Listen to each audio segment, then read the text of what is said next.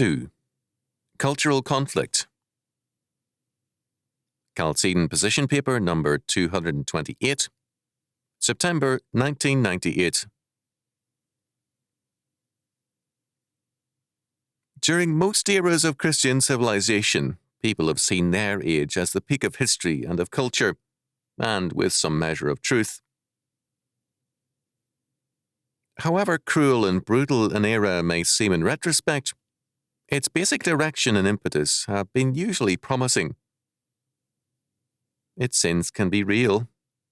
The Victorian era was addicted, on the one hand, to pornography, sub rosa, and a worship of things classical, Greco-Roman, on the other hand, but its better side showed remarkable growth in biblical studies, Christian culture, and a concern for the common man. A significant shift came with the 20th century. Previously, 3 concerns governed a culture: the church, the family, and education.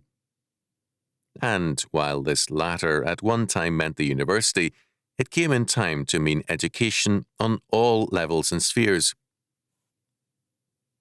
With the 20th century, a new emphasis unknown since the fall of Rome came into focus: entertainment. And it was accompanied by another, also echoing Rome: status, charity, or welfare. Some of us have memories of the kerosene lamp era, before electricity reached the countryside. When the sun set, it was not long before everyone had supper and went to bed. Summers had longer days and longer work hours. Entertainment had no such commanding place in everyday life. Radio and films first began to command men's days, and by 1960, some 120 million tickets to films were sold weekly in the United States. This was little compared to the rise soon thereafter of television, with an average of 4 hours daily of viewing time per person. The implications of this were enormous. It created a different kind of person. In 1998, it seems strange to recall that in the teens, and even into the 1920s, a word often used was edification. As a child, it early caught my eye. To edify meant to build, construct, or improve, especially morally and religiously, and reading, preaching, teaching, and drama were all expected to edify people. Very quickly, however, we went from edification to entertainment. Perhaps the revivalists led the way. Preaching at one time had stressed solid exposition, growth in the knowledge of Scripture. It came quickly to mean entertainment, albeit with a goal in mind. The revivalist very early affected church preaching by cheapening its contents to stress ear-catching entertainment and emotional results. In other areas, entertainment per se had dramatic results. Earlier, humour had often been political, but not ugly. In early film fare, as witnessed the Laurel and Hardy films, and Jack Benny on radio and in film, one poked fun at himself. After the World War II shift, men like Don Rickles made ugly jokes at others, often audience members. The world had changed greatly.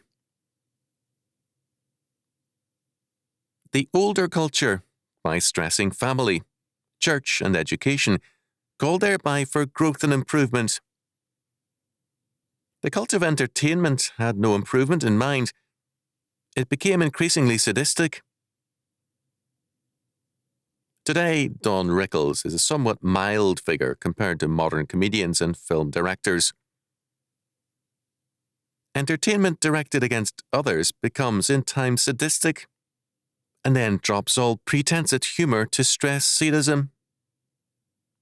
It thereby becomes pathological even to view it. It is not enough to condemn this return to the culture of Rome, nor to avoid it.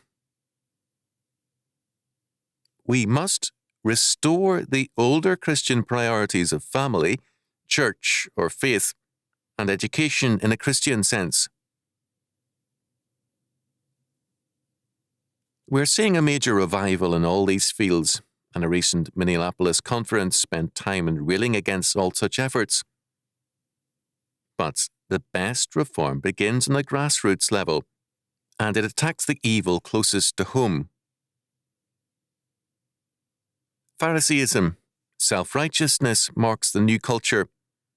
It demands sexual freedom, abortion and feminism, that is, freedom from responsibility to others in every sphere.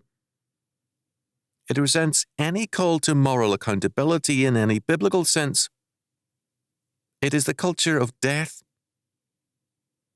We must separate ourselves from it by affirming the culture of life. Christianity